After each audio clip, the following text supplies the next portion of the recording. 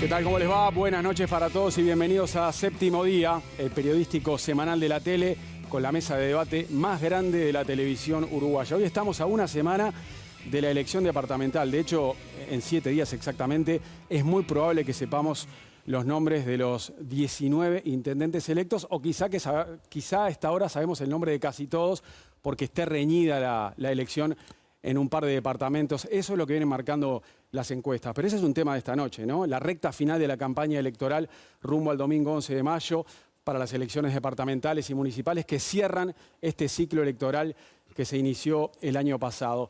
Y también hay otros temas de la semana, cuestiones políticas, por supuesto. Lo que ocurrió el jueves en el Día de los Trabajadores, primero de mayo, en esta administración encabezada por Yamandu Orsi.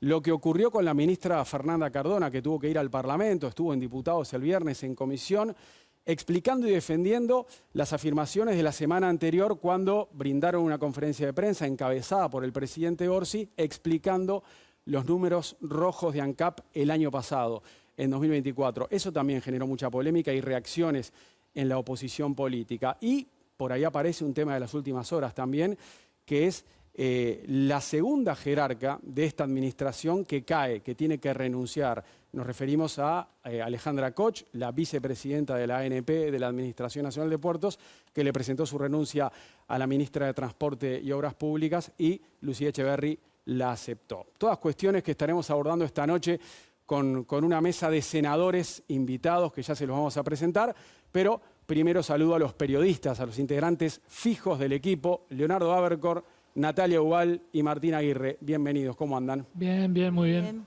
Gracias por acompañarnos un domingo más. Y ahora sí saludamos a los invitados. En realidad hoy no se sentaron por bloque, están mezclados. Así que los voy a saludar. Iba a arrancar por el oficialismo, después por la oposición, pero vamos con los que están sentados juntos. Por el oficialismo, la senadora Frente Amplista Betiana Díaz. Bienvenida, Betiana. Buenas noches. Bien. Por la oposición, el senador blanco Sebastián da Silva. Hola, Sebastián. Un gusto estar acá nuevamente. Bueno, es verdad, Betiana y Sebastián repiten en Séptimo Día. Y saludamos ahora a una debutante en el Parlamento, flamante senadora por el Frente Amplio, Patricia Kramer. Bienvenida, Patricia. Debutando en el Parlamento y en Séptimo Día. Gracias por la invitación. Por supuesto que además de senadora, cantautora, reconocida Patricia Kramer, que hoy viene como política, como senadora a la mesa de debate de la tele. Y por el Partido Colorado, el senador y ex precandidato a la presidencia y ex presidente del CODICEN, Robert Silva. Bienvenido, Robert. Un gusto volver. Gracias por la invitación. Es verdad, otro que retorna.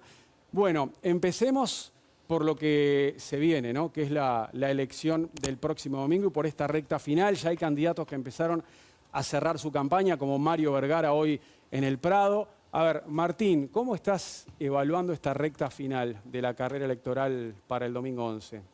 Bueno, yo creo que hay un corte geográfico muy claro, ¿no? Acá en Montevideo como que no se le está dando mucha importancia, no hay mucha, no se vibra mucho, recién hoy en la calle se vio un poquito, y después en el interior que sí se palpita y uno escucha y recibe llamadas y preocupación, sobre todo porque a diferencia de las nacionales no hay como encuestas públicas generales de todos los departamentos, hay como rumores, versiones, te mandan. Creo que hoy justo en El País hicimos un informe amplio mostrando cuáles eran un poco las posibilidades. Creo que está dentro de todo bastante claro lo que puede pasar. Yo lo que me pregunto, como para picarlo un poco, es si justifica un ciclo electoral tan largo y si justifica todavía tener separadas las elecciones nacionales de las departamentales, ¿no? Creo que en su momento fue una fórmula que se encontró cuando la reforma constitucional para compensar el efecto balotage, pero yo no sé si hoy en día justifica y si no estamos generando un agotamiento en la gente que puede tener consecuencias más complicadas. Bien, bien. Hablando de eso, ¿no? De la poca emoción que hay en algunos departamentos y de la alta temperatura que hay en otros, se puede decir, de acuerdo a lo que salió hoy en El País también, Martín, que en los papeles aparecen 4 departamentos con un final incierto, ¿no? Hablando de si gana el Frente o el Partido Nacional. Salto, Río Negro, Paysandú, Rocha, por ahí viene, ¿no? La mayor emoción. Y después quizá en algún otro departamento la emoción está en ver qué candidato blanco es el que gana. Exactamente. Por ahí viene la mano. Natalia, ¿cómo la ves? Sí, ahí es muy probable que el mapa, en términos de los partidos que gobiernan cada departamento, quede bastante similar al de hoy. Hoy tenemos 15 intendencias del Partido Nacional, tenemos 3 del Frente Amplio y una del Partido Colorado. y lo que se está pronosticando, si bien hay pocas encuestas, algunas hay en algunos departamentos, aparentemente Salto cambiaría de signo político según las encuestas. Estaría la coalición republicana que se junta por primera vez como 10 puntos por encima del Frente Amplio. Y en Río Negro pasa lo contrario, es decir, el Frente Amplio estaría casi 10 puntos por encima del siguiente, que es el Partido Nacional. Entonces ahí tendríamos que quizás Río Negro y Salto cambien de signo político y el mapa quedaría más o menos parecido si atendemos a lo que se viene diciendo. Después hay mucha expectativa en los partidos políticos. Por ejemplo, el Frente Amplio tiene mucha expectativa de poder ganar en La Valleja, poder ganar en Florida. Votar bien en Colonia o en San José también. Sí, también en San José, pero por lo que se está viendo, y algunas encuestas hay, aunque sean de consultoras más chicas, aparentemente en esos departamentos, en San José seguiría el Partido Nacional, en Florida también, está todavía un poco lejos el Frente Amplio, pero bueno, nunca se sabe y queda todavía una semana de campaña. Y hoy tenemos al expresidente de la República, Lacalle Pou, en Salto, en un acto con Carlos Albizu. Ahí va, exacto. Leo, ¿te tiene motivado este momento de la campaña? La vez pasada dije que no y una cantidad de gente se enojó. Así que... Se nota todo, Leo. Se nota todo en la tele. Lo que pasa es que la elección metropolitana no tiene mucho... Está como... Salvo que pase algo muy raro, está definida, tanto en Montevideo como en Canelones. Sería una gran sorpresa que no ganara el Frente Amplio. Entonces, bueno, siempre se puede pasar en una elección, pero tampoco, como decía Martín, no hay mucho entusiasmo en la calle, tampoco no se ve ni al oficialismo, ni a los que lo desafían movilizándose demasiado, o no hay mucho entusiasmo en la gente. Es cierto que hay algunos departamentos, como decía Natalia, que son los que parecen tener, parecen no, están parejos, y bueno, ahí sí hay expectativa. Yo estaba mirando las encuestas que hace un ingeniero en Twitter, Bruno Juan, que son muy buenas, siempre le ha pegado de gran manera en elecciones anteriores. Y bueno, ahí marca, por ejemplo, que Río Negro cambiaría, que puede ganar el Frente Amplio, lleva ventaja. Creo que ahí va a emerger el tema de si la coalición republicana tiene que ir hacia una cosa más institucional de juntarse o no, porque en ese departamento la clave es que el Partido Colorado, que viene tercero, vota bastante bien dentro de todo, tiene como un 20 y pico % de los votos. Entonces ahí, bueno, si se juntaran blancos y colorados es evidente que ganarían. Es evidente, no, la encuesta marca que ganarían porque el Partido Nacional tiene más del 30% y el Partido Colorado tiene más del 20%. En cambio, separados, el Frente lleva ventaja. Creo que ese tema va a emerger después de depende de los resultados, pero ahí va a haber uno que va a hacer plantear este tema. Y el otro tema me parece interesante, que es el que planteaba Martín, es el de si justificamos un proceso tan largo que podría solucionarse habilitando cruzar el voto. Es decir, que se vote junto elecciones nacionales y departamentales y que esté habilitado cruzar el voto, que uno pueda votar a un intendente de otro partido. Que antes, cuando estaban juntas las elecciones, no se podía cruzar. No se podía cruzar. Se le quiso dar más libertad a los electores y se le dio más libertad, es verdad. Ahora hay más libertad, uno puede votar a un partido en lo nacional y a otro partido en lo departamental, pasa en algunos departamentos. Por ejemplo, lo que no se puede hoy es cruzar el voto el próximo domingo en intendente y alcalde. No, así que no, claro, pero si hiciéramos en la misma elección, se votara autoridades nacionales y departamentales, dejando que la gente pueda cruzar el voto, creo que podríamos ahorrarnos todos este medio año más de campaña electoral, que está terminando siendo bastante agotador, me parece a mí, para la gente, y se ve en el poco entusiasmo que hay de la ciudadanía. Betiana Díaz, ¿qué se juega el Frente Amplio en esta elección departamental? No solo hablando de la zona metropolitana, ¿no? De Montevideo y Canelones, donde son claros favoritos. A nivel país, ¿qué se juegan? A nivel país, en realidad, nosotros venimos definiendo hace tiempo como estrategia tratar de ampliar la cantidad de gobiernos departamentales y, bueno, aprovechar también este envión que es la victoria que tuvo el Frente Amplio en noviembre, que lo lleva al gobierno nacional, para contagiar de alguna forma y traccionar votos sobre esa base también, ¿no? Y en ese sentido venimos haciendo diferentes giras de campaña. Yo creo que también esto que se plantea sobre el entusiasmo o no depende mucho, además, de las localidades. Creo que es una visión muy metropolitana. Creo que los que recorren el Uruguay van a estar de acuerdo conmigo. No es lo mismo la característica de una elección departamental donde hay una disputa mucho más clara. No es lo mismo el clima en Río Negro, en Salto, en La Valleja, en Artigas. Es que el domingo que viene está lindo para ir al litoral. Seguro. es interesante lo que va a pasar en algunos departamentos. Y bueno, nosotros planteamos la necesidad de, además de crecer, de recuperar algunos departamentos, como por ejemplo Rocha, ¿no? Ahí está la propuesta que hacemos desde la 609 con Aníbal Pereira. ¿Y tienen chance de acuerdo a los números que manejás vos o que manejan en el MPP? Es un escenario ajustado y sí, en realidad ahí el Frente Amplio tiene chance. Bueno, decíamos, ¿no? También en esto de que no hay una producción de datos muy clara sobre estas elecciones, hay una encuesta, a mí me pasó el otro día que fui a Florida y hay un señor que tiene un programa de radio, seguramente hemos pasado todos los que andamos de gira por ahí, la 33 creo que es, que tiene su encuesta, que es una encuesta telefónica, la gente lo llama, y la elección pasada le dio 3 votos de diferencia. Sin ningún registro de esta realidad por parte de ninguna de las otras encuestas con una metodología quizá distinta. Bueno, claro, pasa que la metodología básica es que tiene que ser un universo representativo de la población. Claramente el universo de oyentes de la mañana de ese programa es muy representativo de la realidad de Florida y lo que dice él es que el escenario es tan ajustado que probablemente no se defina el domingo en Florida entre el Frente Amplio y el Partido Nacional. No. Entonces, hay realidades que a veces se nos pasan por debajo del radar, ¿no? Que tienen que ver con cómo se vive también en las diferentes localidades esto. Sebastián da Silva, ¿y los blancos que se juegan el próximo domingo? A ver, nos jugamos la realidad de tener un país equilibrado en términos de poder, en términos de manejo territorial, pero yo discrepo capaz con Betiana en lo que es el envión, ¿sí? Si nosotros analizamos los enviones, Tabaré Vázquez cuando ganó por primera vez tuvo un envión grande. El Frente ganó en 33. Santa Clara, Olimar, flameaba la bandera del Frente Amplio y uno cuando pasaba decía, bueno, ¿qué estuvimos haciendo mal?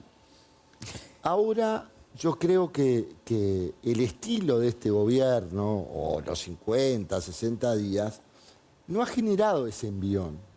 Y entonces hay un electorado independiente que vota al que más le gusta, al menos malo, el voto inteligente, y generalmente ahí definen por tradición los candidatos blancos, que además nosotros en nuestras disputas internas somos especialistas en hacer campañas atractivas, para llamarlo de alguna forma. Entonces tenemos campañas, San José, por ejemplo, es una campaña que si no hubiésemos tenido 2 candidatos, capaz que el Frente tuviera un poquito más de posibilidad. Pero ahora hay 2 candidatos que están haciendo una campaña fuerte, nacionalista.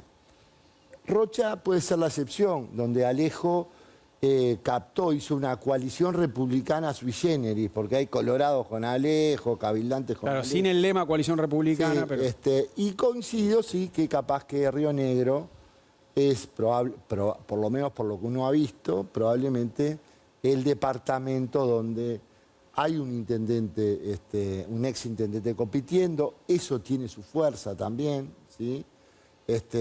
Yo creo que el Frente no ha logrado. El Frente siempre presenta a los mismos candidatos a intendente. Médicos prestigiosos que entienden de que a partir de ahí pueden ser buenos candidatos a intendente. Y son médicos prestigiosos, no necesariamente terminan siendo, yo qué sé, el Pájaro Enciso, el Cacho Vidalín, Carlitos Moreira, todos estos, Sergio Botana, porque el prestigio de los candidatos del Frente es inobjetable. Siempre son médicos, cirujanos, opera, está siempre a la orden. Pero a la hora después de que la gente opte, termina siempre eligiendo por otro. Esa es una opinión. Creo que hay internas preciosas para observar. Durazno y Flores, yo vengo hoy de Durazno y de Flores. Interna blanca picante. Sí, son internas blancas picantes, donde claramente hay una briga importante entre el poder instalado y nosotros los desafiantes, una generación de gurises, Diego Irrazábal, Felipe Algorta. En Colonia, María de Lima puede llegar a ser una espectacular intendenta, fue alcaldesa de Nueva Albesia, tiene todo eso, esa mezcla de suizo y alemana, como para, y está frente al moreirismo. O sea, hay ese tipo de internas que que son atractivas. Pues tenemos algunos departamentos en donde nosotros vamos a apelar al sentimiento blanco. La Valleja es un departamento blanco, bien blanco, lleno de vascos blancos, que en la apelación al sentimiento blanco, no nacionalista, yo creo que al final le vamos a ganar a un médico muy prestigioso, y así sucesivamente. Pero bueno, tampoco cambia ni para el gobierno, ni para el Partido Nacional, o sobre todo para el gobierno, a mi entender, que nosotros ganemos 15 o 14, o que el Frente gane 3 o 4.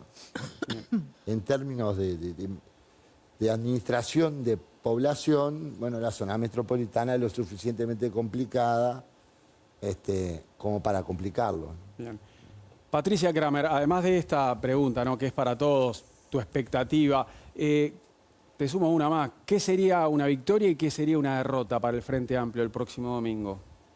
Yo honestamente pienso en qué sería una derrota o una victoria para la gente, porque en definitiva, en términos de qué se juega el domingo, lo que se juega es la realidad de la gente. Se abrió el panorama un montón, o sea, en términos de si se justifica o no se justifican las elecciones separadas, yo creo que es momento de revisar todo el sistema electoral del Uruguay. Por suerte, en la Comisión de Constitución en el Parlamento tenemos ya algunos proyectos de ley que van a empezar a trabajar sobre algunas cuestiones de todo lo que es el sistema electoral, y creo que es un buen momento para quizás empujar otro tipo de discusiones que tienen que ver con esto, con el peligro de que se arme un balotaje de las departamentales en esto que decía Leo de la suma de blancos y colorados y la necesidad un poco imperiosa en términos de que no gane el Frente Amplio de empezar a sumarse. Pero la poca emoción no creo que tampoco que se justifique solo por lo largo del ciclo electoral. Creo que la poca emoción se justifica por un montón de aspectos en donde todos nosotros somos responsables de no estar dando las discusiones como se deben, de estar mezclando los temas, de no enfocarnos un poco en la realidad de lo que significan las elecciones. Yo entiendo que las elecciones departamentales son muy importantes en cuanto a la cercanía más cotidiana de la política con las personas. Por lo tanto, también me importa mucho el tercer nivel de gobierno. Creo que incluso se podría ir hacia no solamente un cruzamiento entre nacionales y departamentales, sino incluso a un cruzamiento entre departamentales y municipales, porque entiendo que la confianza, que es en definitiva lo que uno pone en el voto, a medida que vas acercando el nivel de gobierno, depende muchísimo más de otro tipo de cosas.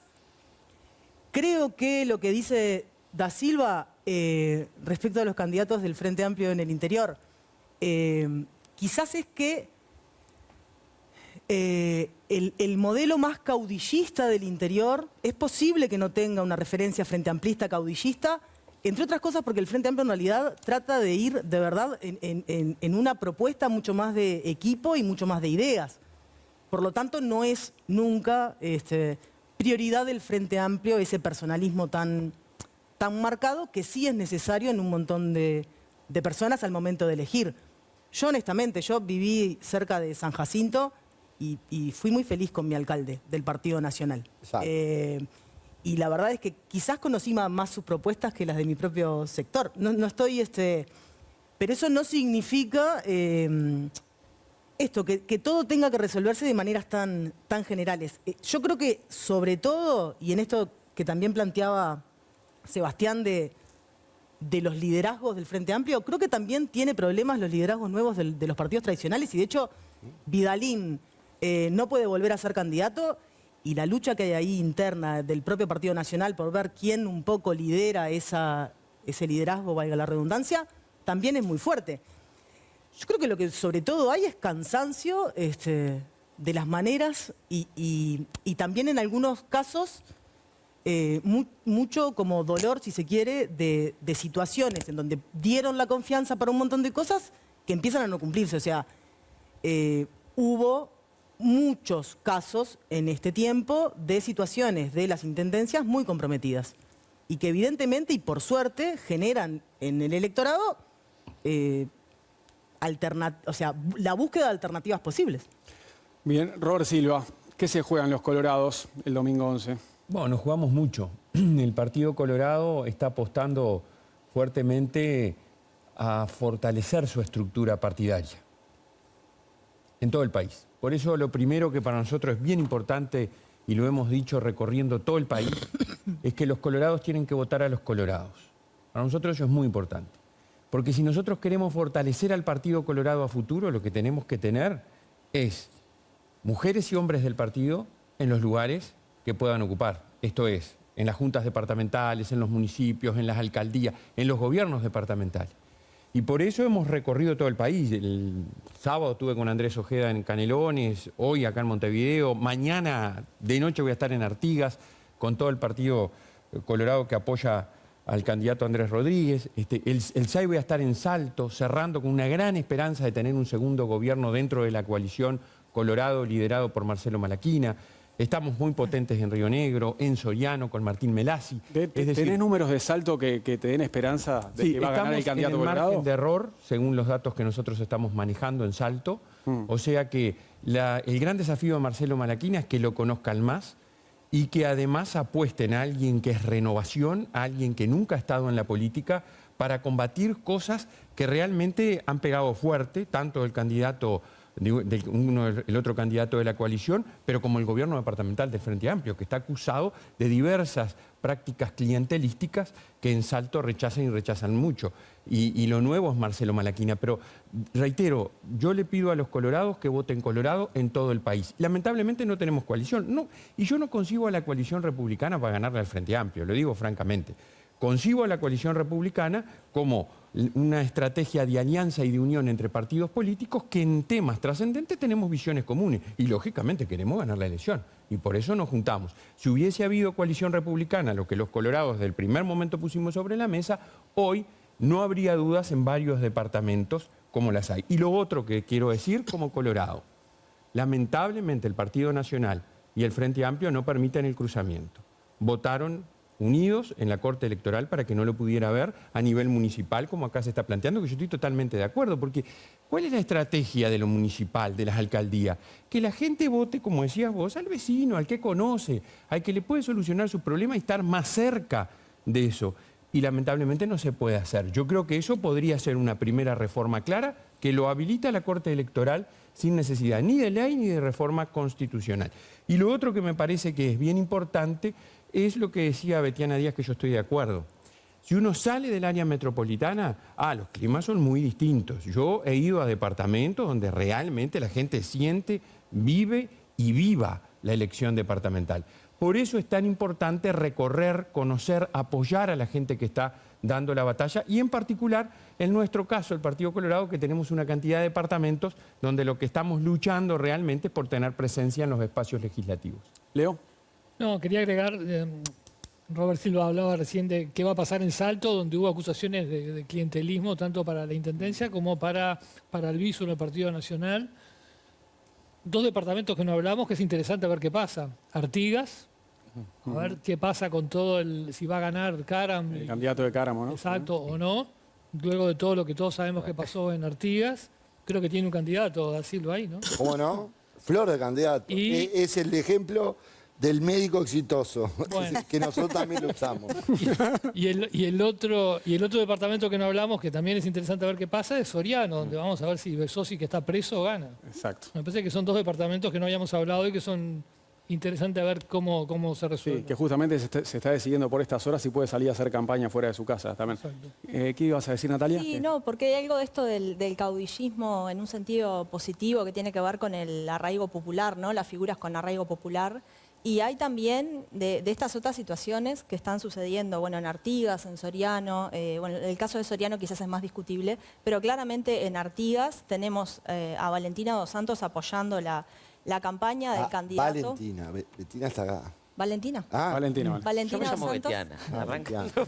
Valentina Dos Santos apoyando a Emiliano Soravilla y además apareciendo, siendo la imagen de la campaña. Y Soravilla diciendo que va a tener un rol importante Exacto. en su intendencia si él gana. El eslogan central cuando uno llega a Artigas, esto me parece interesante decirlo, es tu voto vale, ¿no? O sea, la palabra vale, Claro, que exacto. casualmente hace como alusión al nombre, es como que es una campaña donde en realidad deja en segundo plano a Soravilla y la figura principal de esa campaña sigue siendo Valentina Dos Santos, y creo que eso no es un dato menor. A pesar de que el Partido Nacional la inhabilitó, digamos, y bueno, eso sigue adelante, sigue su curso. Tenemos en Soriano, que es un caso distinto porque no está condenado Besossi, pero está imputado, hay un proceso judicial en su contra y está en prisión domiciliaria por el momento. Y después tenemos el caso de Salto, donde yo mencionaba recién que el expresidente de la República, Lacalle Pou, hoy está haciendo un acto, ya debe haber terminado, con Albizu, que es el candidato, aparentemente, más allá de que los colorados tengan expectativa, estaría muy peleado, pero posiblemente sea el próximo intendente de Salto, una persona cuestionada por contrataciones directas, más de 30 contrataciones directas en la Comisión Técnico Mixta de Salto Grande, que además tuvo que renunciar a su cargo de presidente en ese organismo, y ha sido fuertemente cuestionado, pero es una figura muy cercana a Lacalle Pou, es fundador de Aire Fresco, y a lo que voy es que aparentemente la ciudadanía no visualiza eso como un problema, ¿no? Yo hablaba el otro día con la presidenta de la Junta de Transparencia y Ética Pública y decía que en realidad el principal problema es que la población no percibe ese tipo de prácticas como problemáticas y como condenables. Y bueno, vemos cómo estas figuras, pasó con otras figuras también, son reelectas o acceden a cargos de poder y la ciudadanía eso parece no importarle demasiado, ¿no? Yo ya debería cambiar de tema, pero me piden la palabra. Si Martín. el eslogan es tu voto vale, quiere decir que vale es visto como un activo, como un capital, como algo digno, ¿no? Pero incluso el candidato Soravilla dijo que si él gana, ella va a tener un rol preponderante en la comuna. Por lo menos ¿no? para alguna gente, no quiere decir que para todos. Martín. A mí me parece que hay un tema de fondo acá que es el diseño institucional de las intendencias de alguna manera favorece, con la mayoría automática que tienen los intendentes en las juntas, que haya un proceso de menor transparencia o más margen para algunas prácticas que hoy podemos considerar pecaminosas, no sé. Pero también me parece que desde Montevideo hay una mirada un poco despectiva o por arriba del hombro de las intendencias del interior. Cuando nosotros vemos que en Montevideo hay actitudes o manejos en la intendencia de Montevideo que no tienen mucho que envidiarle a buena parte de las del interior, tal vez con un poco más de sutileza o de perfume metropolitano, pero el tema de las horas extras, las contrataciones, el intendente Zunino hizo unas denuncias de salarios muy llamativos que no pasó nada. Y me parece que en el interior, por otro lado, hay una mirada más crítica que es la que hace que haya alternancia, ¿no? Porque la mayoría de los departamentos han cambiado de gobierno en estos últimos años y la gente ha mostrado que pese a que desde Montevideo muchas veces se lo mira por arriba del hombro, no tienen problema en cambiar de partido, darle una oportunidad al Frente Amplio, votar al Partido Nacional, mientras que en la región metropolitana, que es un poco de donde miramos desde lo alto, eso no pasa, ¿no? Ahí no hay alternancia en las últimas décadas. Da Silva. Es un caso sociológico muy difícil de entender el por qué el Frente Amplio puede llegar a ganar acá en Montevideo. Y digo Montevideo porque acá se vive entre las mugres. Y uno va a Ciudad de la Costa y es distinto. O sea, la verdad, en Canelones no hay la mugre que hay en Montevideo. Entonces, y si uno ve las denuncias de las horas extras, que hay 60 tipos que le dieron no sé cuántas horas extras, porque me la juego, y mañana van a empezar a salir. ¿Quiénes son los beneficiarios de esas horas extras? Van a ser todos compañeros de alguien que no es ni el Partido Nacional ni el Partido Colorado. Van a ser cuadros frentistas que van a estar ahí beneficiados por las horas extras, como se hicieron en otro departamento. Entonces, lo de Montevideo es muy difícil de entender, es muy difícil. Ponen un candidato de probeta como Mario Vergara, lo bajan de la candidatura de Orsi, le dicen, Mario, vos te vas para Montevideo. ¿Alguien entiende que Mario Vergara es un intendente vocacional? ¿Alguien puede explicarme a mí cuándo le nació al señor Mario Vergara la vocación por el cordón cuneta, por el tránsito? Yo... Betiana. Y eso pareciera que no importa. ¿Tiene vocación de intendente, Vergara? Sí, claramente. Gran estrella de este canal, ¿no? De hecho, sí, ya hemos hablado de la participación mediática de algunos también. No, de hecho me parece que es importante remarcar esto. Claramente además los montevideanos y las montevideanas, eso se refleja en las encuestas, lo ven como el candidato que va a ganar las elecciones. De todas maneras, yo no quiero dejar pasar algo, porque, a ver, yo que lo planteo como montevideana, que digo, bueno, salgo a recorrer el Uruguay, esto de, bueno, desde Montevideo se ven algunas prácticas con desprecio, y bueno, hay algunas prácticas que deberían verse con un poco de asombro, se vean desde Montevideo, se vean desde donde se vean, porque realmente cuando vos vas a Artigas y ves que la suma de 11 millones de dólares, que es lo que totaliza lo que se dio en horas extra a la familia Caram, ¿no? y sus allegados en la Intendencia, pasan en un departamento donde la gente tiene realmente las necesidades básicas insatisfechas históricamente y donde el ingreso promedio está por debajo de la mitad del ingreso promedio país, donde para entrar a trabajar a la Intendencia tenés que repartir lista del candidato a intendente, donde realmente ves niveles de pobreza que te golpean muy fuertemente. Bueno, y que además eso es una práctica institucionalizada y que los dirigentes se manejan con tanta impunidad que, así como bueno, sucede que hay una formalización y un acuerdo abreviado, es decir, un reconocimiento de la participación en ese hecho delictivo que motiva esa formalización, bueno, nada, después eso es la foto principal de la campaña. Entonces, a ver, me parece que hay situaciones que no tienen que ver con que se miren de Montevideo o desde donde se miren. Está bien, que tienen que ver con cuestiones que son de ética en la función pública y que son, sí, que nos tienen que interpelar. Guarda con entrar ahí en la ética, en la administración pública, porque empezamos en un camino culebrero. Entremos, porque la ética, en definitiva, es el camino más importante para discutir de la política. Circunstancias de gobernantes nacionales que no han estado muy en el tema de la ética de la función pública. Sebastián, podemos entrar en la ética, pero a mí, si me permiten entrar en esto que planteó Martín y que tú... Por favor, Pata. Gracias, senador.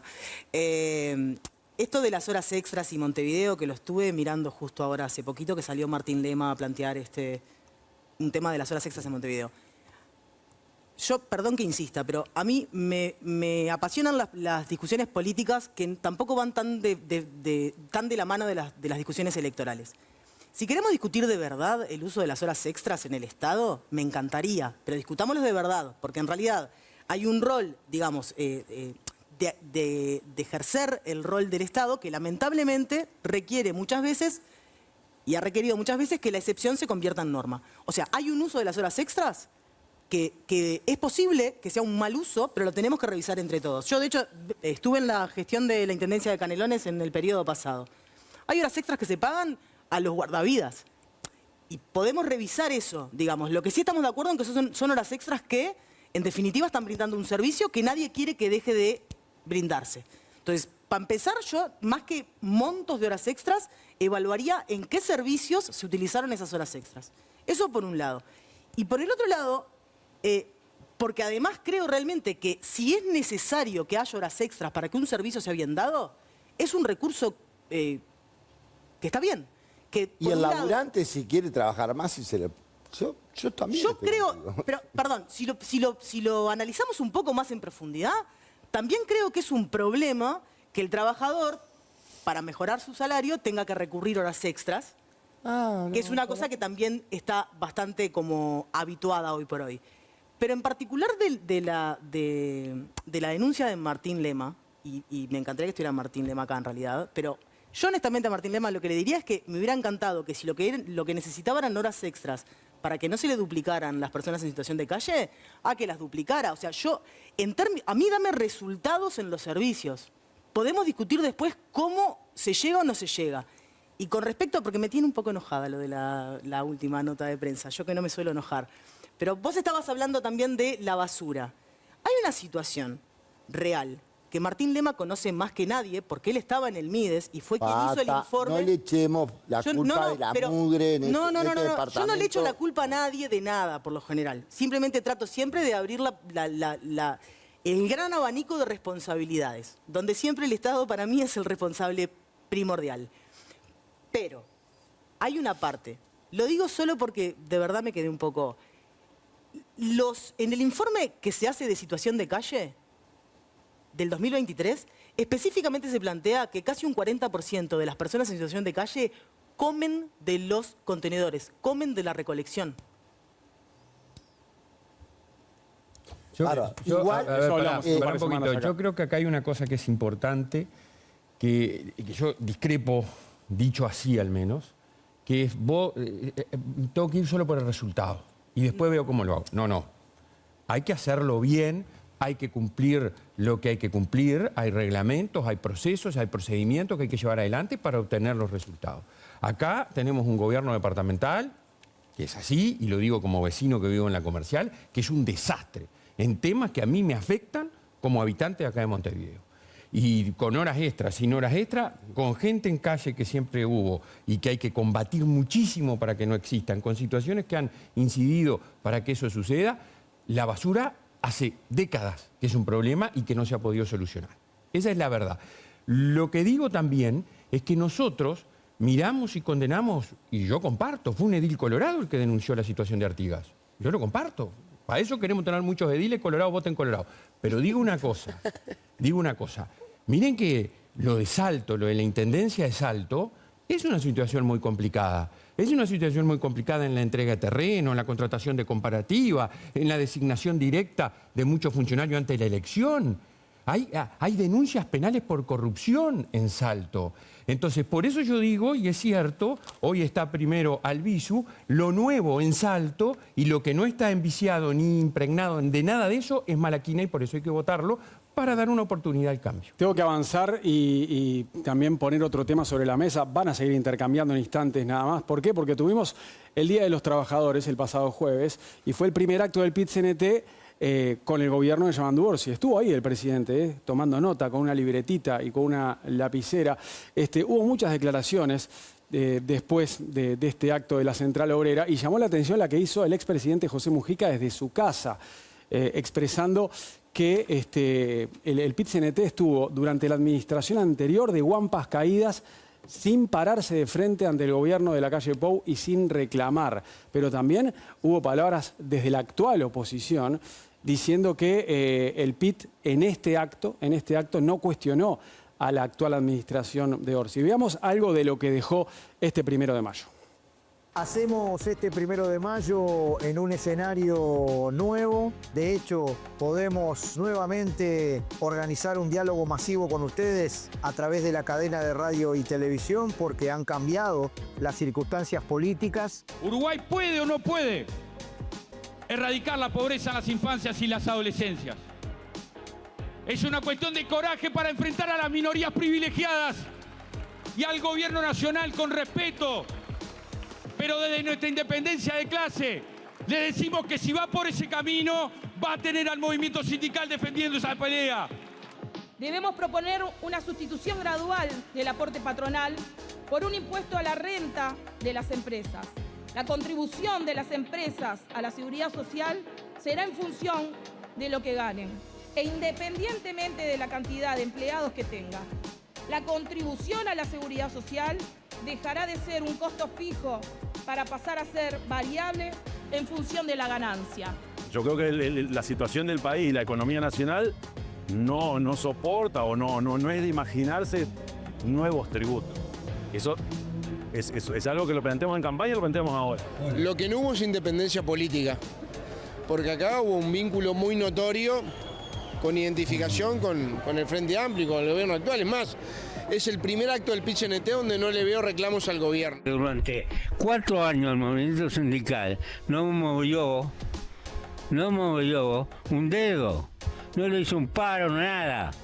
Vos decís que gana la izquierda y aumentan los reclamos. Sí, pero matemáticamente. ¿Cuántos paros viste en el gobierno del Cookie? Está bien. Los trabajadores tienen que depender del salario de ellos. La cagada es que no lo hagan cuando está la contra también arriba. Yo no le reprocho que pidan hoy. Le reprocho los 4 años que tuvieron de guampas caídas sin mirar la realidad.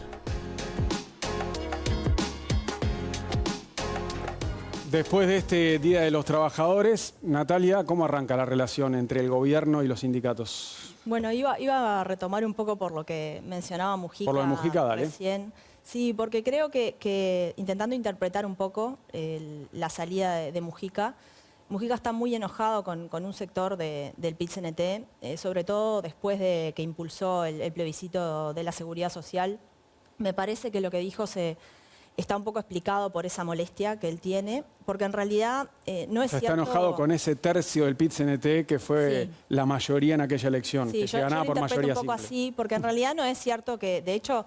Desde mi punto de vista, el PIT-CNT fue, durante el gobierno de la calle Pou, uno de los principales actores de oposición al gobierno de la calle Pou. Digo, hay hechos que lo muestran, ¿no? La recolección de firmas contra la ley de urgente consideración. El presidente del PIT-CNT era Fernando Pereira, que ahora es presidente del Frente Amplio. Hubo paros aparte. Hubo además, hay un índice de conflictividad. A ver, nos hicieron un caceroleo a los 13 días de la pandemia. Fernando Pereira y su aracutanga. Hay datos, más allá de la cuestión más anecdótica de lo que se hizo o no se hizo en cada momento. En realidad hay un índice que calcula la Universidad Católica de conflictividad, que ahí muestra que, por ejemplo, en 2023 fue un año récord de conflictividad.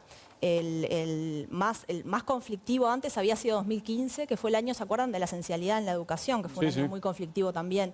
Entonces, en realidad, sí hubo un montón de paros, conflictos, el sector público se movilizó mucho también y hubo mucha movilización y después tuvimos el plebiscito de la seguridad social. Me parece que lo que dijo Mujica se explica un poco más por su molestia con un sector del PIT-CNT. Y ahí atrás tenemos la respuesta del presidente del PIT-CNT a Mujica, ¿no? Marcelo Abdala en Twitter, o en X, la ex Twitter, posteó esto: lamento los dichos de Mujica, la vida habla por sí misma. Desde 2020 varios paros generales, movilizaciones permanentes de distinto tipo y ni que hablar de 2 plebiscitos contra leyes antipopulares. Dicho esto, nada va a distraernos de los planteos hechos el 1 de mayo, decía Marcelo Abdala después de escuchar a Mujica. Y después, para terminar nomás, el impuesto, la propuesta del impuesto sobre las ganancias, simplemente aclarar porque escuchó muchísimas cosas y reacciones y comentarios.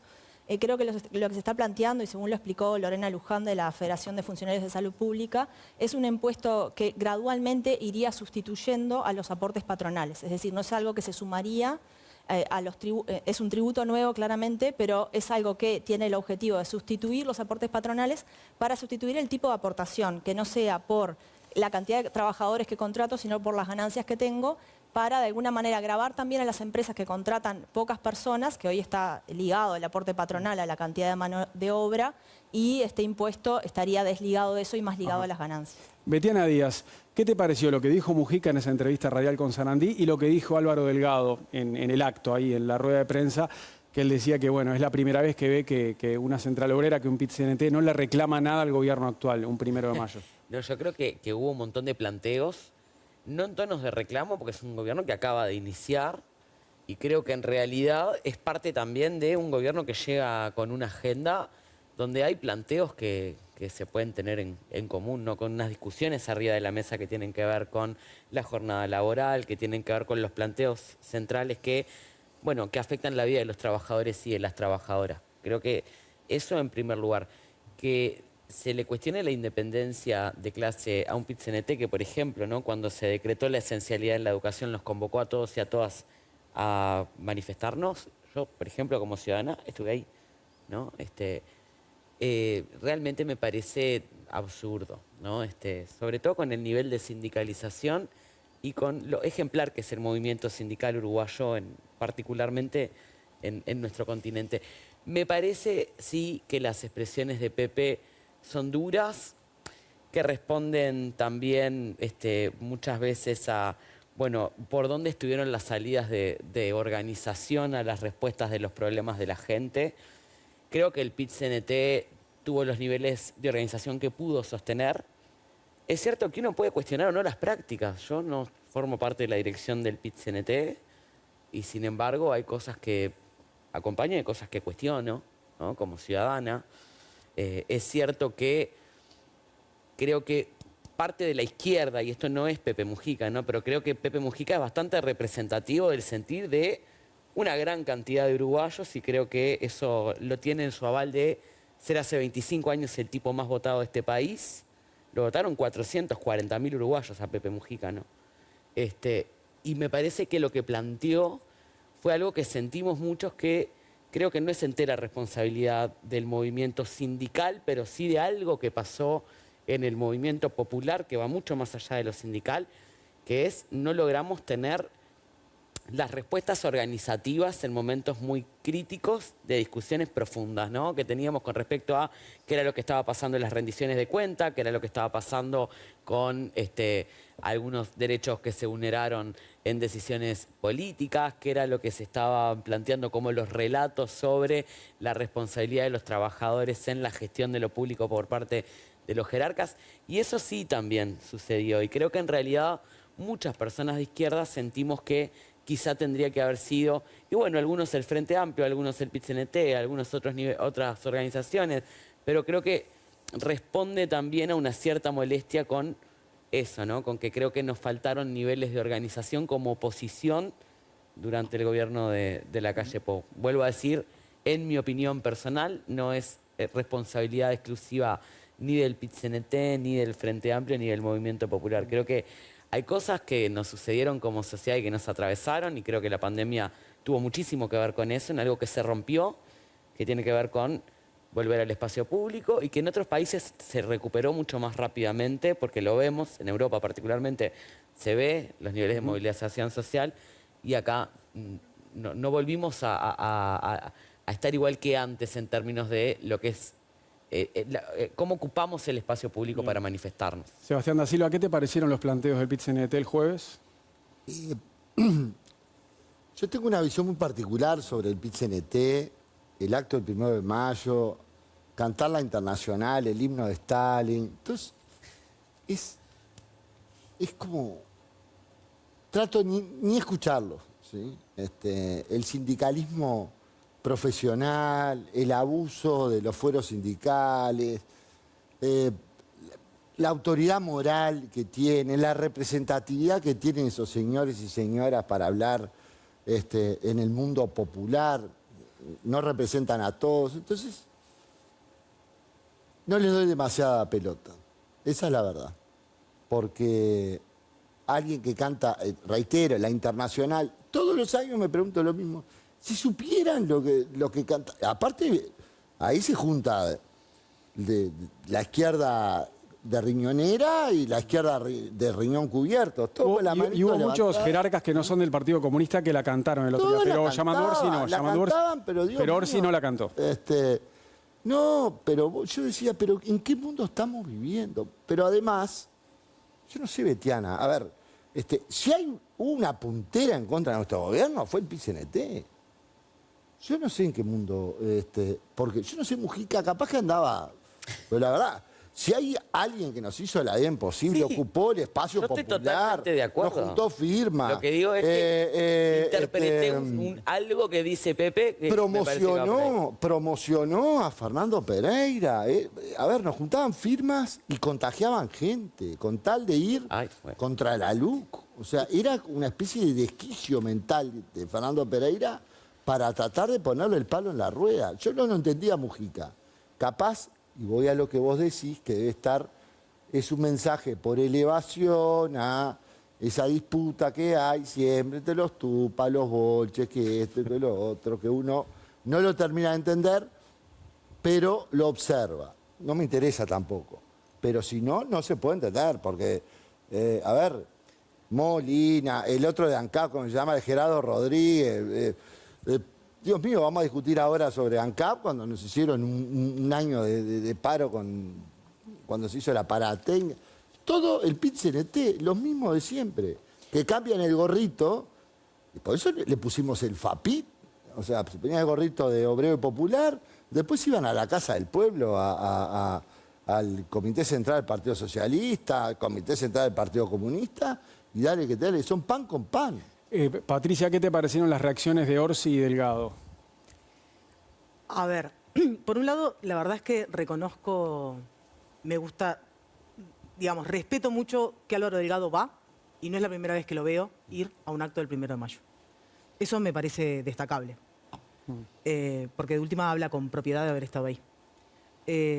Yo, si bien entiendo lo que quiso decir, digamos, porque es verdad que en el discurso no hubo críticas a estos 60 días, que fueron 60 días, sí hubo muchas menciones en términos de expectativa. ¿Qué creo yo de esa expectativa y qué creo yo de este FAPIT que no es tal? Vamos a entendernos. Primero, yo no soy vocera del PIT-CNT. Yo soy senadora del Frente Amplio y como tal la voz de los trabajadores está en la voz de los trabajadores y desde ese punto de vista, en realidad como Frente Amplista, lo que sí celebro es que este gobierno le devolvió la cadena nacional a los trabajadores. Eso por un lado. Por el otro, entiendo que en realidad el movimiento puso un montón de puntos en los cuales apretó de alguna manera al gobierno entrante a dar respuestas y soluciones en los próximos años. Me parece natural que sientan al Frente Amplio como un interlocutor de escucha mayor, porque es una realidad, una impronta de manera de hacer política. Eso no significa que siempre se haya hecho lo que el PIT-CNT ha querido en un montón de aspectos y ha habido un montón de conflictos. Y creo que en los casos en los que sí se ha dado no ha sido porque el PIT-CNT lo ha pedido, sino porque así la fuerza política lo ha entendido conveniente. Eso por un lado.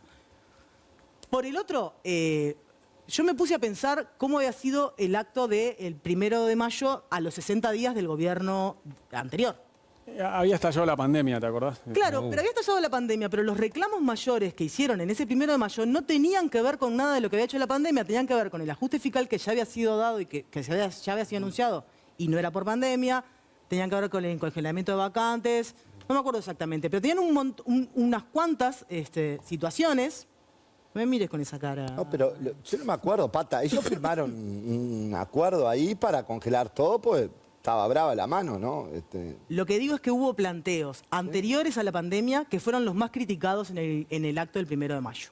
La LUC, que ya había sido anunciada y que ya anunciaba situaciones de manejo, digamos, de la situación laboral diferente, recorte de políticas sociales como el Uruguay Trabaja. Había habido anuncios ya en esos 60 días que iban en contra de un montón de cosas que el movimiento entiende como importantes y por lo tanto ya las había criticado. Yo creo que no es un tema ni de 60 días ni de 60 días. Creo que este gobierno en estos 60 días dio señales claras. Por ejemplo, ya instaló el diálogo de la Seguridad Social. O sea, que por lo menos ameritan la espera de ver qué pasa y creo que fueron muy claros también en pedir cosas que por suerte estaba Yamandú anotando para evaluarlas. Robert Silva, capaz que querés hablar de esas señales que dio el gobierno en los primeros 60 días o capaz que querés opinar sobre el acto del PIT-CNT. ¿Qué sensación te dejó este 1 de mayo y el acto? Mira, yo te digo la verdad, yo veo el acto del 1 de mayo y me hace volver 40, 50 años atrás. Realmente yo creo que hay muchas cosas que se han quedado en el tiempo. Y en vez de proponer cuestiones que procuren soluciones para los problemas que los trabajadores tienen, no. Primero, totalmente sesgado. Critican la Argentina con derecho, la represión contra los movimientos de trabajadores, bla, bla, bla, que es similar a una dictadura, pero se olvidan, ni miran para Venezuela, Cuba. No. Entonces, es realmente una visión sesgada que luego, cuando se van a pronunciar en determinados temas, obviamente que impregna esa manera de pensar. Yo realmente digo, acá hay un gran problema, y no comparto lo que dice Mujica. Yo creo que lo que hace Mujica es lo que ha hecho siempre. Mujica es especialista, como también el Frente Amplio, y yo lo reconozco, de tirar bombas de humo. Tiran bombas de humo para que uno empiece a discutir eso y se olvide del otro. Por favor, acá claramente hubo un 1 de mayo distinto, complaciente. Le dijeron al presidente, no le vamos a pedir a usted que hace 60 días que asumió, porque todavía no le da el tiempo. Sin embargo, al gobierno anterior, a los 12 días, pandemia por medio, caceroleo, pidiendo cuarentena, una cantidad de cosas. O sea, hay una actitud. Después nos juntaron firma 2 años de gobierno, 2 años y pico, hasta saber si dejábamos la LUC o no, que por suerte la gente la dejó vigente. Mintiendo. Mintiendo descaradamente, adopciones, alquiler. Alquileres que la gente iba a perder las casas, que no iba a poder alquilar. En fin, toda una oposición tenaz. Y lo digo como exgobernante, que en algunos momentos, pero escuchadme, por favor, me la vi en figurita para gobernar. O sea que no es cierto lo que dice Mujica. Yo creo que acá el gobierno tiene un gran desafío. Porque como hay esa coincidencia, que la hay, es innegable, la enorme mayoría de dirigentes sindicales después terminan integrando el gobierno. En lo que yo me he movido en los últimos 25 años, la educación la conducen ex-sindicalistas. Todos que renunciaron a los sindicatos para ocupar el gobierno de la educación. Es así, es innegable. Entonces, acá el gran desafío que tiene el Frente Amplio es, ¿qué va a hacer lo que considera realmente que hay que hacer, lo que dice O'Donnell cuando va al Parlamento, que hay que apostar al crecimiento, al mercado para generar mayores posibilidades en los distintos sectores productivos del país y impactar favorablemente en la vida de la gente? ¿O va al discurso de la lógica del trabajo troglodita que escuchamos el otro día, el 1 de mayo, donde niega una cantidad de cuestiones planteadas por el ministro de Economía del gobierno del Frente Amplio? Ese es el gran desafío. O se deja impregnar por el Frente Amplio y no hace, por el PIT-CNT, y no hace una cantidad de cosas que tiene que hacer, o lo enfrenta y hace lo que tiene que hacer en áreas que requieren cambio y que requiere una cosa, y con esto termino. El Frente Amplio tiene otro gran desafío: no dar marcha atrás en avances que el gobierno anterior tuvo. Y que cuando uno conversa mano a mano con muchos colegas que son del Frente Amplio, te dicen, no, está bien esto, está bien lo otro, está bien aquello.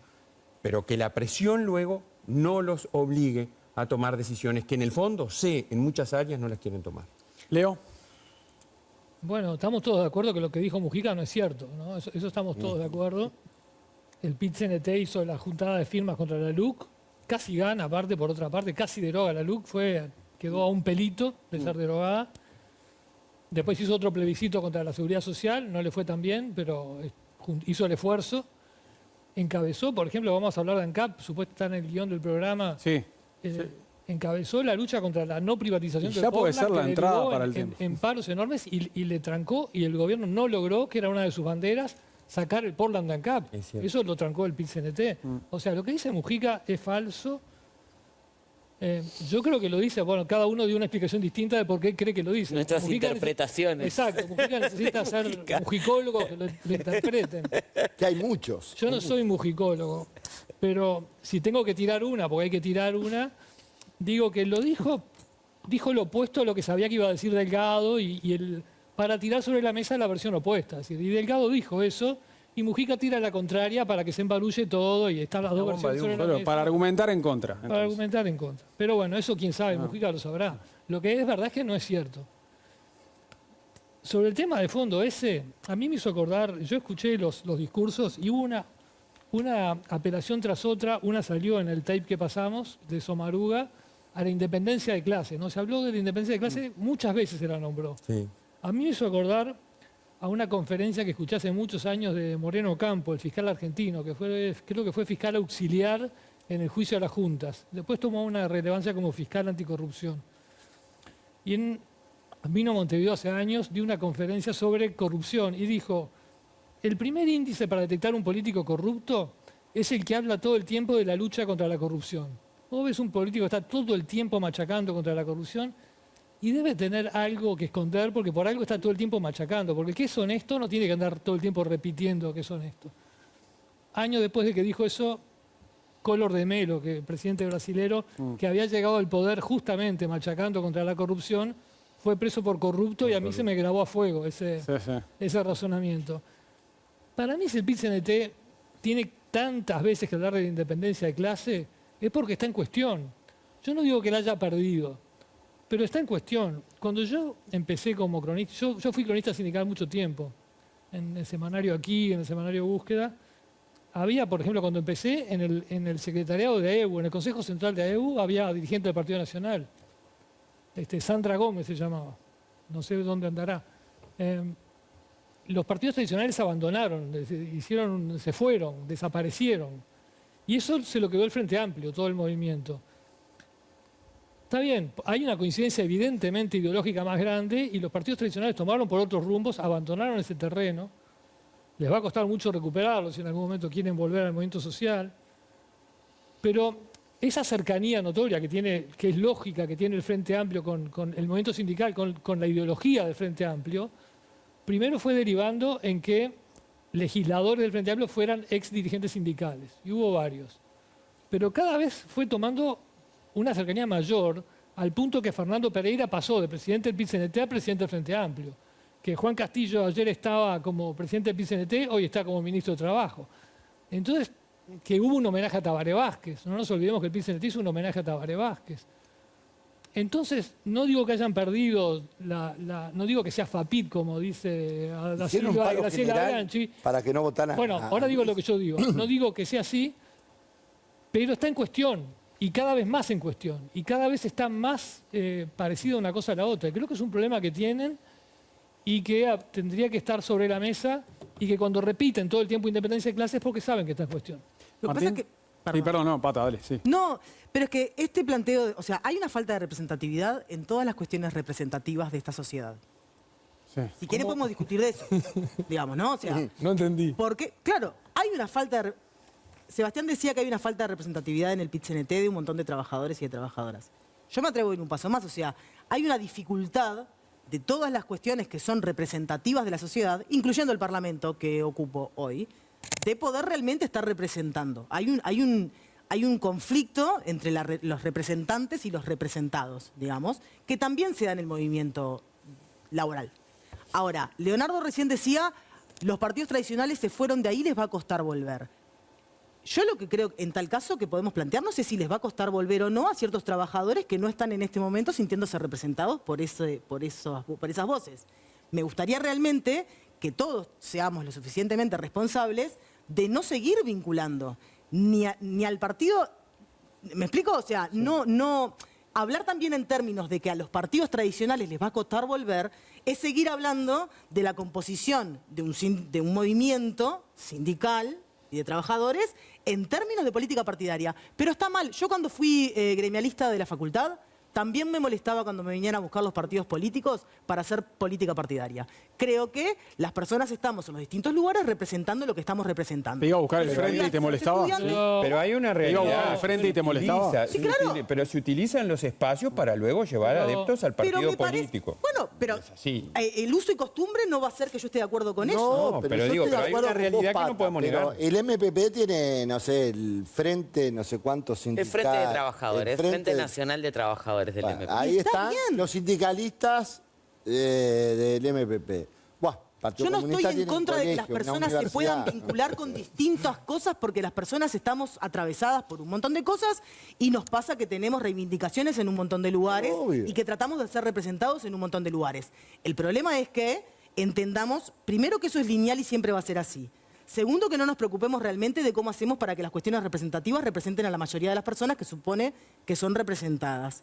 Y ahí cada uno zapatero a sus zapatos, digamos, de evaluar desde dónde nos toca cómo lo mejoramos. Y de hecho, el Frente Amplio, hablando de educación y de sindicatos, en esto de ver si hay que hacer lo que hay que hacer, yo no creo que haya ni que impregnar o enfrentar, como dijiste, Robert, porque en realidad lo que tiene que hacer es escuchar y evaluar dentro de eso qué le parece que sí, qué le parece que no.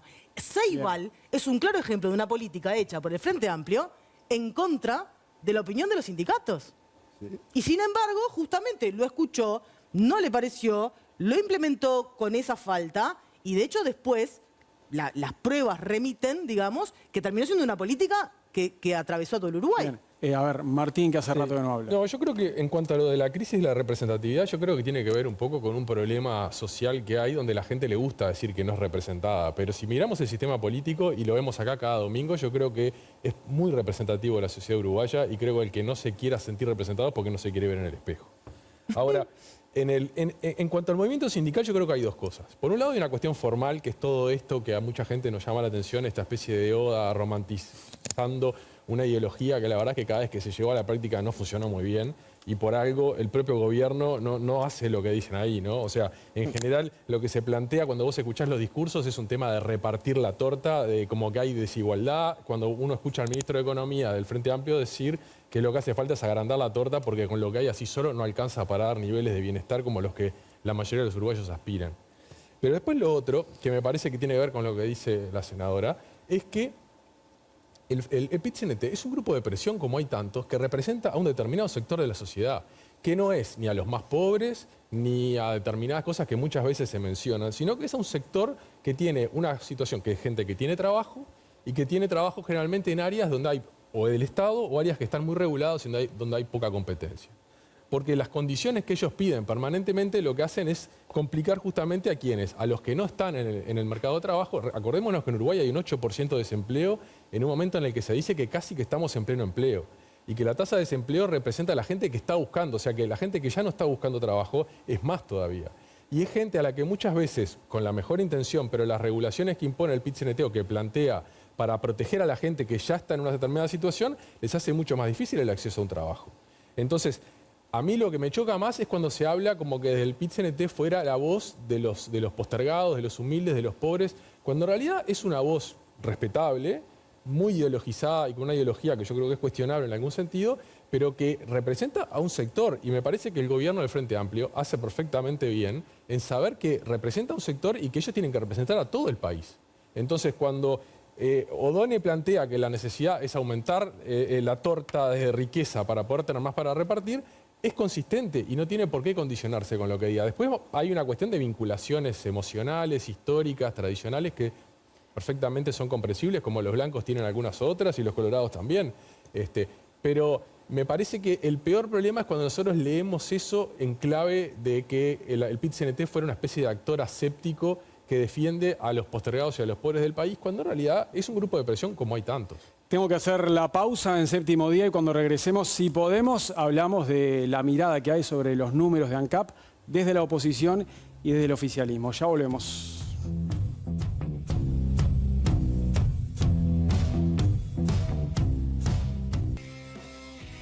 Volvemos, después de 10 años, a tener números negativos en el balance de la empresa ANCAP. Lo indujeron en error al presidente y lo expusieron al bochorno. Los números que manejan no están bien y le falta información clave que alguien omitió deliberadamente. Es una fotografía del año 24 que tiene que ver que la refinería estuvo parada hasta julio. La empresa no funcionó porque estábamos con mantenimiento, un mantenimiento obligatorio, necesario, y son inversiones también que se hicieron que van a quedar por décadas. Atribuirle al paro de la refinería la mala gestión que se hizo del tema ANCAP, yo dije que por lo menos era pobre y lo sigo sosteniendo. Los problemas de gestión en ANCAP llevaron a que esa parada técnica costara mucho más de lo que debería haber costado. Y esa es la realidad, y por eso se termina consolidando una situación el año pasado donde ANCAP puede dar números rojos. La posición del presidente, lo que anuncia el gobierno, es un anuncio de que van a hacer caja con los combustibles, de que se vuelve nuevamente a distanciarse del precio del petróleo para hacer caja, para recaudar. En este gobierno cambió criterio. Ya lo cambió en marzo, cuando bajó los combustibles menos que la paridad de importación, y lo vuelve a cambiar ayer, cuando bajó los combustibles mucho menos que la paridad de importación. Vinimos a reafirmar lo que dijimos en la conferencia de prensa con el presidente de la República y la presidenta ANCAP. Este gabinete, en lo que me cabe a mí como ministra de Industria, lo que tengo que decir es que los ministros y ministras cuidamos siempre al presidente y le dimos la información. Es que la situación de ANCAP no es mala, la situación de ANCAP no es complicada y que no es financieramente difícil de llevarla adelante. Este era un breve resumen con un nuevo capítulo de las diferencias entre oficialismo y oposición sobre los números de ANCAP. ¿Qué pasó? Bueno, terminó yendo al Parlamento la ministra de Industria, Energía y Minería, Fernanda Cardona, para defender lo que había expresado una semana antes con el presidente Yamandu Orsi en conferencia de prensa, cuando informaron sobre las pérdidas millonarias del ente petrolero el año pasado, ¿no? 118 millones de dólares perdidos en 2024. Robert Silva, ¿qué opinión le merece la explicación que dio el viernes Fernanda Cardona ahí en Comisión de Industria en el Parlamento? No, yo creo que es una visión absolutamente sesgada, una visión que donde el Frente Amplio curiosamente cambia el criterio, porque para explicar la situación de un tema con ANCAP toma el último año. Yo recuerdo debates cuando por seguridad tomaba todo el quinquenio. Pero además el Frente Amplio se mete con ANCAP. Pero, a ver, por favor, fundieron a la empresa. Nos costó cerca de 900 millones de dólares. Hubo que convocar extraordinariamente al Parlamento para votarle esos millones de dólares para que se pudiera seguir financiando y salir de garantía de un préstamo con la CAF de 300 millones de dólares. Fundieron a la petrolera monopólica de este país. Ni dejo para después lo de las fiestas suntuosas que hicieron y el procesamiento y que el vicepresidente de la República por su actuación durante ANCAP por hechos de corrupción. Lo dejo de lado. Pero digo, tendrían que haber elegido otra empresa para generar lo que yo dije anteriormente, una bomba de humo.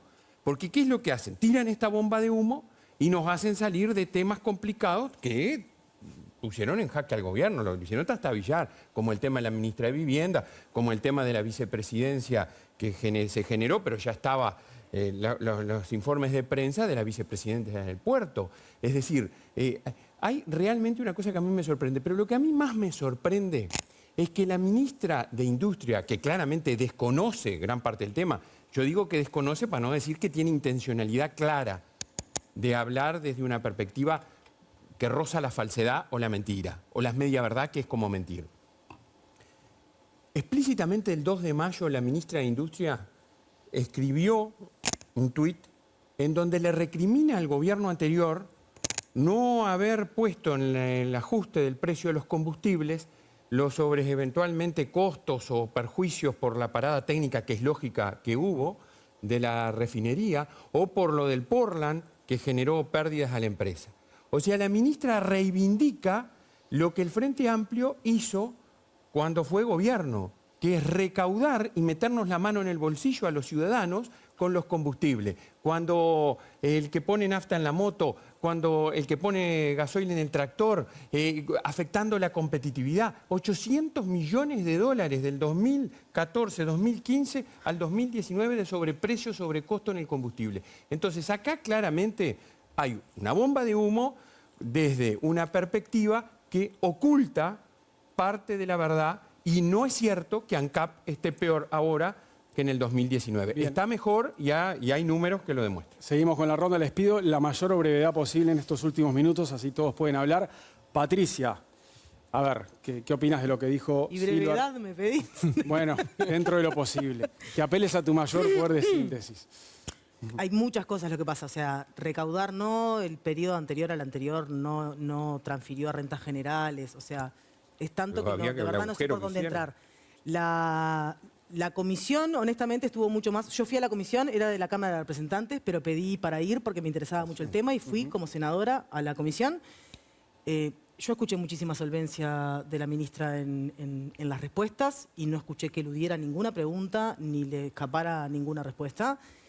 Si fuera por tirar bombas de humo que distraigan, honestamente creo que después de todo lo que hicieron las coaliciones con respecto a ANCAP y el Frente Amplio, creo que seríamos tontos y como Frente Amplio intentáramos poner el tema de ANCAP desde ese punto de vista. Y honestamente, por un lado, la comisión estuvo mucho más preocupada en la conferencia de prensa que en la realidad de ANCAP. O sea, la comisión, pero no por parte de la ministra, por parte de las oposiciones que preguntaban. Yo ahora no tengo los números, digamos, pero aseguraría que de 20 preguntas, 15 eran respecto a si sabía el presidente o no sabía, si le habían dicho al presidente o no le habían dicho al presidente. No fue una comisión, fue una comisión de 6 horas, en donde honestamente la atención, digamos, de la discusión trataba todo el tiempo de correrse hacia cómo había sido la conferencia de prensa y el intercambio entre la ministra y el presidente. Para mí, desde ese punto de vista, además, una especie de falta de respeto en un vínculo que no importa, pero ANCAP, o sea, los números que se dieron son números de balance. Los números de balance son números de balance. Estamos todos de acuerdo con esos números. Fueron hechos, de hecho, por la gestión anterior. Y todo el manejo después que se hace del precio de paridad de importación, de evaluar el crudo del petróleo como si fuéramos un país petrolero y fuera una petrolera, que no es. O sea, lo que es en esencia es una refinería. ANCAP es una empresa pública. La empresa pública tiene que manejarse con todos los combustibles y evaluar a todos los combustibles y la gestión de todos los combustibles como un macro. No puede mirarse el precio de cada combustible por separado, no es verdad. O sea, la norma se está cumpliendo y en ningún momento el Poder Ejecutivo planteó dejar de aplicar la norma. La norma, que además parte del PPI, pero en realidad el PPI ya era un factor de referencia anterior a la norma y nunca va a dejar de serlo. O sea, en ningún momento nadie dijo que va a dejar de serlo. Ahora, no, pero yo sé que me pedís que sea, pero en realidad acá hay un meollo muy complejo que se malusa en el entendimiento de la ciudadanía. O sea, hay un precio que es el precio verdaderamente importante, que es el precio medio de importación teórico. Me importa recalcar que es teórico, porque de hecho, en la parada de la refinería del periodo anterior, lo que queda en claro es que cuando tuvimos que importar nos salió más caro. Entonces, ahí el precio de paridad de importación es el origen que marca Ursea. Frente a ese precio se le hacen un montón de cosas. Se mira el flete, se miran los impuestos. Recordemos que llega José Ignacio el petróleo, llega a La Teja el petróleo para que se refine. A ese precio se le suma los impuestos, se vuelve a revisar para que haya un precio de planta. A ese precio de planta se lo vuelve a analizar desde URSEA y hay un factor, que es el factor del Poder Ejecutivo, que existe y está en la norma, que justamente está hecho para que el Poder Ejecutivo pueda tomar determinadas decisiones. ¿Cómo cuáles? Como por ejemplo, que el supergas, que es el combustible más utilizado por la mayoría de la población de este país, no subiera. A ver, Sebastián da Silva, lo veía con ganas de responderle a Patricia. No, a Patricia no, a la ministra sí. El Frente Amplio tiene un máster en recaudar a partir de los combustibles. No, ¿sí? No se transfirió a rentas el grado generales, 5 de ese máster se llamaba Danilo Astori. Toda la vida, en todos y cada uno de los gobiernos del Frente Amplio, reitero, en todos y cada uno de los gobiernos del Frente Amplio, el mundo de plata que recaudaron a partir de los combustibles fue insoportable. En el último gobierno de Tabaré, que fue así, el clímax. 741 millones. De sobreprecio. La ministra Cardona, nunca le dijeron el término revolving, nunca le dijeron el término el negocio sigue, nunca le dijeron el término mirá que en este trimestre está ganando, nunca le dijeron. Entonces mezcla las cosas, porque en el fondo están enviciados con recaudar a partir del precio de los combustibles. A tal punto le dio vergüenza que no publicaron el informe de la URSEA el día que lo tenían que publicar. ¿Qué hicieron? El gasoil tiene que bajar 3 pesos, lo bajaron 0,75. Los conocemos perfectamente. Danilo Astori les enseñó a recaudar. Pero Fernanda Cardona reafirmó todo lo que había dicho la semana anterior. anterior. Fernanda Cardona lo que tiene que reafirmarse a sí misma son conceptos económicos de una empresa, ¿sí?, por el cual el cierre de un balance se tiene que ver en un contexto, que tiene que analizar el patrimonio, el endeudamiento neto, si el crédito que se pidió es revolving o no, si está la plata, flujo de caja, cash flow, meterle todo lo que vos quieras.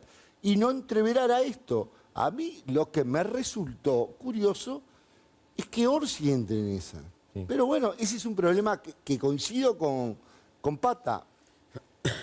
Errores de comunicación, este gobierno está teniendo todos los días. Sale Arim, un error de comunicación, haciéndole pensar a la gente que no le correspondía pagar primaria una casa de lujo que tiene ahí en el océano. Cairo, bueno, ni te digo, esta otra coach que dice que es un tema de acoso. Acá está el acosador, el principal informador de todo lo que... Se refiere a la renuncia de Alejandra Koch en la ANP, que fue a partir de una investigación periodística de Leonardo Aberco. O sea, ella designó al marido, pero yo la acosé. Yo lo que quiero es... a ver, me encantaría debatir con Cardona cómo se maneja una empresa, porque con los criterios de Cardona habría una inmovilidad. Estaría estático. ANCAP, no, perdió plata hoy, qué horror. Betiana Díaz. Sí, a mí me llama mucho la atención que se diga se repite y se repite en la opinión pública esta idea de la mentira. A mí que me digan, ¿cuál es la mentira en que ANCAP tuvo una pérdida de 118 millones en el último balance? No es mentira. ¿Cuál es la mentira de que tiene una deuda de 255 millones de dólares? El problema es que los que decían que iban a gestionar mejor la empresa pública... La hicieron. No. Salieron a echarle la culpa a la parada técnica. Miren, yo trabajo en los temas presupuestales. Recibí, por ejemplo, a Paganini en el 2022.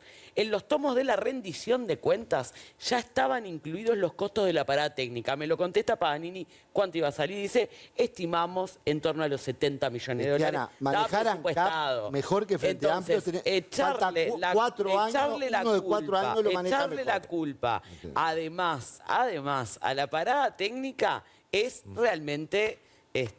pero no es buscar echar la culpa. A ver, no se trata. A ver, Betiana, no es echar la culpa, es una realidad. Es una realidad. No, el balance dice, la ministra omitió decir que en el balance se dice que la pérdida. A ver si dejamos que Betiana termine un poco. Sí, no, porque en realidad estoy hablando de lo que vienen planteando. Tengo que callarme la boca y escuchar cómo dicen, no, la ministra es una mentirosa. Y acá no hay ninguna mentira. No hay ninguna mentira. ANCAP tuvo el primer balance negativo después de 10 años. Ni siquiera te coincide con la última parada técnica del balance. Entonces, de verdad, lo que te estoy planteando, es lo que estoy planteándote es A ver, no tuvo balance negativo. ¿Por qué lo capitalizó? No, pero que termine Betiana la idea. Mintió Stepanisic cuando salió a decir en El Observador que era una parada exitosísima. Mintió Durán diciendo, no, la verdad, ejemplar el profesionalismo de los trabajadores. Está todo publicado en El Observador. El problema es que ahora acomodan el cuerpo porque gestionaron mal. Son problemas de gestión. A y ver, lo otro es, hay discusiones que se caen acá y eso está publicado. Está publicado antes de que terminara la parada técnica, Robert. Anda a buscarlo a la prensa. Stepanisic y Durán diciendo la parada técnica fue exitosa. ¿Y cómo puede ser que un año después, cuando los números no les dieron y tienen que hacerse cargo también de los errores, entonces ahora la culpa es de que la parada técnica fue mala, se alargó? Fueron denunciando un convenio colectivo que denuncia a la propia administración, es decir, la propia administración entra en conflicto con los trabajadores. Tuvieron un montón de acciones donde además hubo errores en el proceso de compras previas para la parada. Bien. Esto lo decía la ministra Cardona como un ejemplo muy claro de que tuvo avisos de las direcciones técnicas de ANCAP diciendo vamos a tener complicaciones para llegar a septiembre. Betiana, ponele que todo lo que dice Cardona sea cierto. Todo este proceso tuvo una serie de problemas de gestión que son parte de las decisiones políticas que se toman en la gestión de ANCAP. Pero hay otra cosa que es lo que decía en algún momento Patricia, no, pero se nos va el tiempo. Se nos acabó el programa. No hablaron los periodistas. Miren, no, pará, un poquito, déjame a mí porque dijo... No, pero ya hablaron los cuatro políticos. Se acaba el programa y los periodistas no hablaron. A ver, Leo.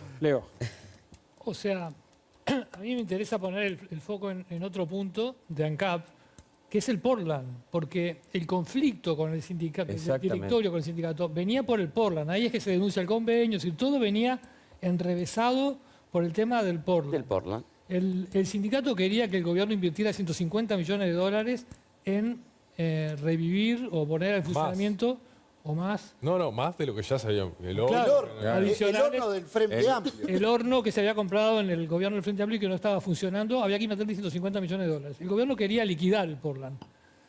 Y ahí estaba el conflicto.